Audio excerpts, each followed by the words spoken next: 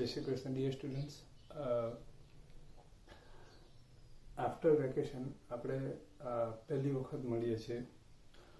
સૌપ્રથમ બધાને નવા વર્ષની ખૂબ ખૂબ શુભેચ્છાઓ, અને સાથે નવું વર્ષ તમને ખૂબ ફળે, તમારા પેરેન્ટ્સ અને તમારા બધા જે સપનાઓ ડ્રીમ છે એ બધા પૂરા થાય એવી ઈશ્વરના પ્રાર્થના સાથે આપણે સેકન્ડ પાર્ટ સ્ટાર્ટ કરીએ. બરાબર. બિફોર વેકેશન આપણે સબસિડરી બુક સ્ટાર્ટ કરેલું હતું. એની અંદર ગુડ્સ સબસિડરી બુક્સ, એમાં purchase book, sales book, columnar purchase books, columnar sales book એ આપણે જોઈ ગયા હતા. એક્સપેન્સ કોલમર પરચેસ બુક ને એક્સપેન્સ કોલમર સેલ્સ બુક એ આપણા સિલેબસની અંદરથી અત્યારે કાઢી નાખ્યું છે. પણ એનો મતલબ એવો નથી કે આપણે નથી જોવાનું, આપણે જોઈશું, પણ જીએસટી ચેપ્ટર પૂરું થશે પછી આપણે જોઈશું. અત્યારે મને પણ એટલો કોન્ફિડન્સ તમારા પર નથી કે તમે જર્નલ બધી 100% શીખી ગયા છો. એ જ્યાં સુધી ફિઝિકલ આપણે મળીશું નહીં અને હું જાતે જોઈશ નહીં ત્યાં સુધી મને કોન્ફિડન્સ નહીં આવશે. જર્નલ આવડશે તો જીએસટી સમજ પડશે. એટલે ફિઝિકલ જ્યારે મળીશું ત્યારે જર્નલનું જરા બરાબર હું જોઈ લઈશ, અને પછી આપણે જીએસટી જોશું અને ત્યાર પછી આપણે આ જોશું એમ. બરાબર. અત્યારે આપણે ત્યાર પછીનું જે એટલે ચેપ્ટર નંબર 6ની અંદર સિલેબસ અકોર્ડિંગ જેટલું છે એટલું બધું આવી ગયું છે. હવે આપણે નવું ચેપ્ટર સ્ટાર્ટ કરીએ. Chapter number 7, cash book and its type. cash book is also subsidiary books. We have to explain in subsidiary books theory.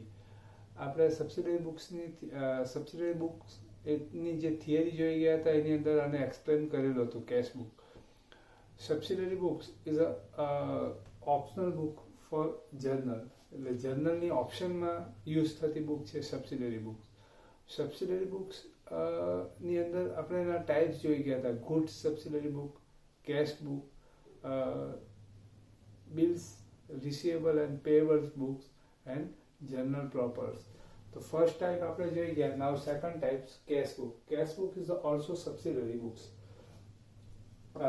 Subsidiary books ની અંદર આપણે એની ડેફિનેશનમાં જોઈ ગયા હતા કે સબસિડરી બુક્સ કોણ રાખે, તો કે જે વેપારી હોય, બિઝનેસમેન હોય, એના કેશના ટ્રાન્ઝેક્શનો વધારે થતા હોય તો એ બધા ટ્રાન્ઝેક્શનો, કેશના જે ટ્રાન્ઝેક્શનો છે, કેશના ઇનફ્લો અને આઉટફ્લો, એ બધા ટ્રાન્ઝેક્શનો એ જર્નલ બુકની અંદર લખવાની જગ્યાએ સબસિડરી બુકની અંદર કેશ બુક બનાવશે અને એ કેશ બુકની અંદર એની એન્ટ્રી કરશે.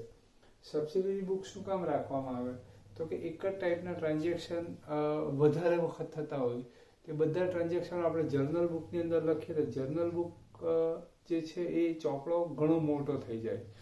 અને પછી જ્યારે આપણને જે ઇન્ફોર્મેશન જોઈતી હોય, like purchase, total purchase, total sales during month, during week, during quarter, during 6 month, during year, તો આપણે બધા ટ્રાન્ઝેક્શનો ફાઇન્ડ કરવા પડે, પછી એને ટોટલ કરવા પડે, અને એની અંદર ઘણા બધા પ્રોબ્લેમો આવે છે.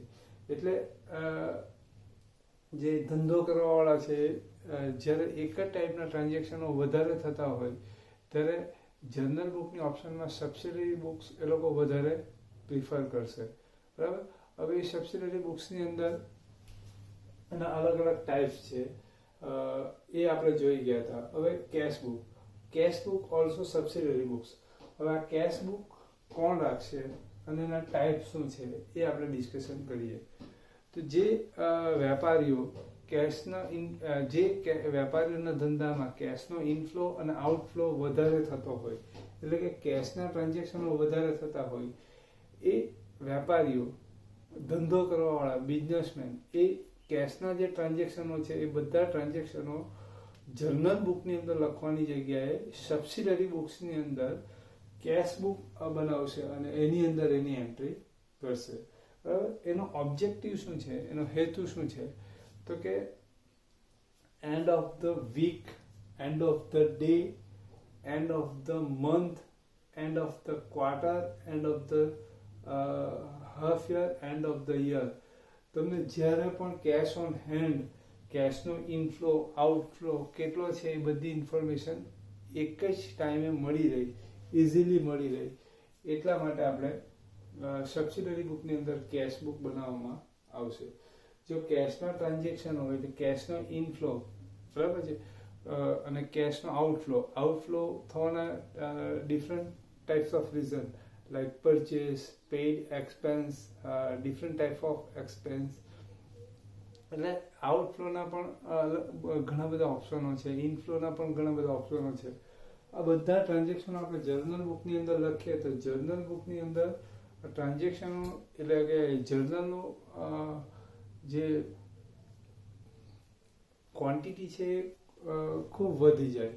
હવે આપણે કેશનો ઇનફ્લો માની લઈએ કે એક વીકની અંદર કેશનો ઇનફ્લો કેટલો થયો, આઉટફ્લો કેટલો થયો, તે જો જાણવું હોય તો જર્નલ બુકની અંદર કેશના ટ્રાન્ઝેક્શનો બધા અલગ કરવા પડે. એની અંદરથી કેશના ઇનફ્લોના ટ્રાન્ઝેક્શન અલગ કરવા પડે, કેશ આઉટફ્લોના ટ્રાન્ઝેક્શનોનું બાયફર્કેશન કરવું પડે. પછી ટોટલ ઇનફ્લોનો ટોટલ થશે, ટોટલ આઉટફ્લો થશે, પછી આપણને ખબર પડશે કે કેશ ઓન હેન્ડ કેટલી છે. તો પછી આપણે આપણો જે ફિઝિકલ કેશ બુક હોય એને ચેક કરીએ, અને આપણો જે ચોપડો છે કેશ બુક કેટલી બતાવે છે એ ચેક કરીએ. એમાં જો કોઈ પ્રોબ્લેમ હોય તો મેચ નહીં થાય તો કોઈ પ્રોબ્લેમ હોય, કોઈ કેશનો ઇનફ્લો હોય તો એ કંઈક એન્ટ્રી એની બાકી રહી ગઈ હોય કે આઉટફ્લો, તો એ પછી આપણે ફાઇન્ડ કરવું પડે. પણ એની અંદર ઘણો બધો ટાઈમ નીકળી જાય. તો એ ટાઈમ બચે અને બધી ઇન્ફોર્મેશન ઇઝીલી મળી રહે, એટલા માટે સબસિડરી બુકની અંદર કેશ બુક બનાવવામાં આવે અને એની અંદર કેશના બધા ટ્રાન્ઝેક્શનો લખવામાં આવે. બરાબર. હવે પરચેસ બુક ને સેલ્સ બુકની જેમ આના 3 રૂલ્સ નથી, આનો એક જ રૂલ્સ છે. કેશ ટ્રાન્ઝેક્શનની એન્ટ્રી થશે, ક્રેડિટ ટ્રાન્ઝેક્શનની એન્ટ્રી થશે નહીં. કેશ ટ્રાન્ઝેક્શન પછી ગમે એના હોય, ગુડ્સના હોય, અસેટ્સના હોય, ગમે એના. ટૂંકમાં કેશ ઇન થાય કે કેશ આઉટ થાય, બરાબર છે, વે ગમે એ હોય, બરાબર. આપણે ગુડ્સ બાય કરીએ અને કેશ આઉટ થાય કે અસેટ બાય કરીએ અને કેશ આઉટ થાય, એવું કોઈ અહીંયા બાદ નથી. અહીંયા કેશ ઇન અને કેશ આઉટ થાય એ જ ટ્રાન્ઝેક્શનોની એન્ટ્રી થશે. બરાબર. હવે એના ટાઈપ્સ જોઈએ આપણે. એટલે ઇન શોર્ટ એક જ રૂલ્સ છે, કેશ ટ્રાન્ઝેક્શનની એન્ટ્રી થશે અને કેશ રિયલ અકાઉન્ટ છે, એટલે રિયલ અકાઉન્ટના રિયલ અકાઉન્ટના રૂલ્સ અકોર્ડિંગ ઇન ડેબિટ થશે ને આઉટ ક્રેડિટ થશે.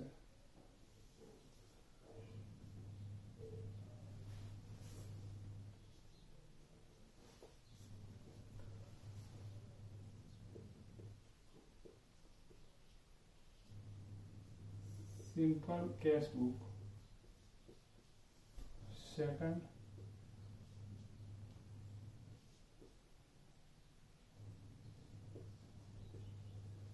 columnar cash book. Sorry, 2 columnar cash book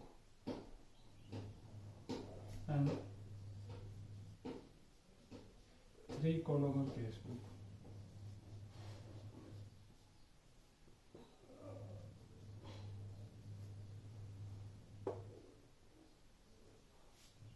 Cash book.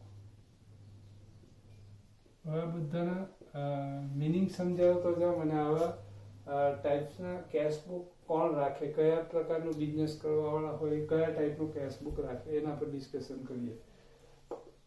Simple cash book. Simple cash book કોણ રાખશે કે જે ધંધો કરવાવાળામાં કેશ એટલે કેશ જે ઇન થાય અને આઉટ થાય એ બધું કેશમાં જ થતું હોય, એટલે કે રોકડેથી જ થતું હોય, બરાબર ને. તો એવા જે બિઝનેસમેન છે એ સિમ્પલ કેશ બુક રાખશે કે જે પૈસા એટલે કે એની જે કેશનો ઇનફ્લો થશે એ પણ કેશમાં જ થશે અને આઉટફ્લો એ પણ કેશની અંદર થશે. એટલે કે પેમેન્ટ લેશે પણ કેશમાં જ અને પેમેન્ટ કરશે પણ એ કેશમાં જ. ઓકે. તો આવા કોણ, તો કે નાની લારીવાળા હોય, વેજીટેબલવાળા હોય, પાણીપુરીવાળા હોય, આવા જે નાના નાના ધંધો કરવાવાળા હોય એ સિમ્પલ કેશબુક રાખશે. કારણ કે એ લોકોને ત્યાં અહીંયા પહેલો રૂલ્સ તમને કીધો કે કેશ ટ્રાન્ઝેક્શનની જ એન્ટ્રી થશે. કેશ ટ્રાન્ઝેક્શન મીન્સ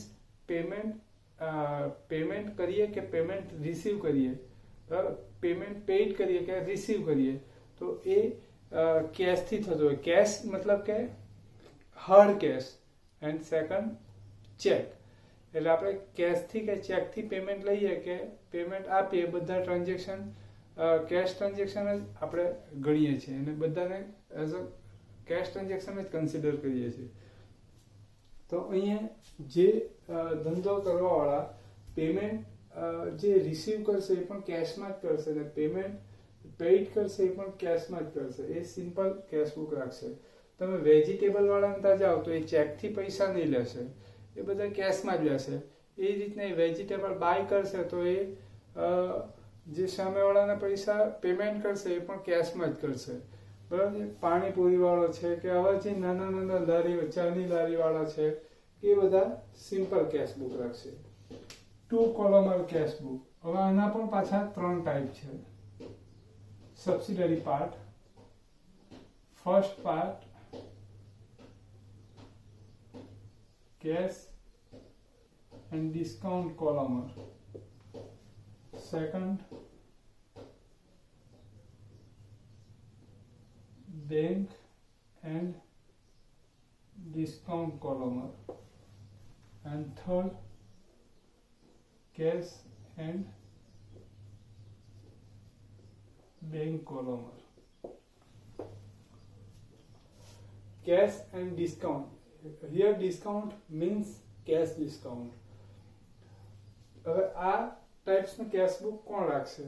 તો કે જે ધંધો કરવાવાળા પેમેન્ટ કેશમાં જ રિસીવ કરશે અને પેમેન્ટ પેઇડ પણ કેશની અંદર જ કરશે, સાથે એ ડિસ્કાઉન્ટ અલાઉડ પણ કરશે અને ડિસ્કાઉન્ટ રિસીવ પણ કરશે. એટલે અહીંયા એના ડિસ્કાઉન્ટની ફેસિલિટી હોય છે, બરાબર છે. તો એ કેશ અને ડિસ્કાઉન્ટ કોલમર કેશબુક રાખશે. આ બંનેમાં ડિફરન્સ શું છે? આ જે ધંધો કરવાવાળો છે કેશમાં પેમેન્ટ લે છે અને કેશમાં જ પેમેન્ટ આપે પણ છે, પણ એ ડિસ્કાઉન્ટ ઓફર કરતો પણ નથી ને ડિસ્કાઉન્ટ રિસીવ પણ નથી કરતો. અહીંયા કેશમાં જ પેમેન્ટ લેશે અને કેશમાં જ પેમેન્ટ કરશે, પણ સાથે ડિસ્કાઉન્ટ એ ઓફર પણ કરશે અને ડિસ્કાઉન્ટ રિસીવ પણ કરશે. તો એ આ ટાઈપ્સનો કેશબુક રાખશે, cash and discount columnar cash book. Bank and discount columnar. Bank and discount એટલે ઘણા ધંધો કરવાવાળા એવા હોય કે જે પેમેન્ટ બાય ચેક જ લેતા હોય ને પેમેન્ટ કરતા હોય એ પણ ચેકથી જ કરતા હોય. તો એ બેંક ને ડિસ્કાઉન્ટ કોલમર કેશબુક રાખશે. જનરલી જે શેર બ્રોકરો હોય, શેરનું ટ્રેડિંગ કરતા હોય કે બેંકો હોય તો એ મોટા ભાગે bank and discount columnar cash book રાખતા હોય. Cash and bank columnar. તો અહીંયા જે વેપારી હોય એ પેમેન્ટ કેશથી પણ લેતો હોય અને ચેકથી પણ લેતો હોય, અને પેમેન્ટ કરતો હોય એ કેશથી પણ કરતો હોય ને ચેકથી પણ કરતો હોય, તો કેશ ને બેંક કોલમર કેશબુક રાખશે. Third part 3 Colmar કેશબુક. 3 Colmar means discount, cash and bank. Discount, cash and bank. 3 Colmar કેશબુક. હવે આ ટાઈપની કેશબુક કોણ રાખશે? તો કે જે ધંધો કરવાવાળા હોય એ કેશથી પેમેન્ટ લેતો હોય, ચેકથી પેમેન્ટ લેતો હોય, કેશથી પેમેન્ટ કરતો હોય, ચેકથી પેમેન્ટ કરતો હોય, ડિસ્કાઉન્ટ અલાઉડ પણ કરતો હોય અને ડિસ્કાઉન્ટ રિસીવ પણ કરતો હોય, એ 3 કોલમર રાખશે. આ બંનેમાં ડિફરન્સ શું છે? તો અહીં કેશ ને બેંક કોલમર. અહીં કેશ, બેંક એન્ડ ડિસ્કાઉન્ટ. આ જે ધંધો કરવાવાળો છે કેશથી પેમેન્ટ લે છે અને ચેકથી પેમેન્ટ લે છે, અને કેશથી પેમેન્ટ કરે છે અને ચેકથી પેમેન્ટ કરે છે, પણ ડિસ્કાઉન્ટ ઓફર કરતો નથી કે ડિસ્કાઉન્ટ રિસીવ કરતો નથી. અહીંયા સિમિલારિટી શું છે કે અહીંયા પણ કેશથી પેમેન્ટ કરશે ને લેશે, ચેકથી પેમેન્ટ કરશે ને લેશે, અને સાથે ડિસ્કાઉન્ટ પણ ઓફર કરશે અને ડિસ્કાઉન્ટ પણ રિસીવ કરશે, બરાબર છે. આપણે બધા જ જોવાના છે. મેઇન આ 2 ટાઈપ છે, બરાબર. પણ આપણે બધા જ જોઈશું વારાફરતી બરાબર. તો આ લખી લેવાનું અને કાલથી આપણે સમ સ્ટાર્ટ કરીશું બરાબર.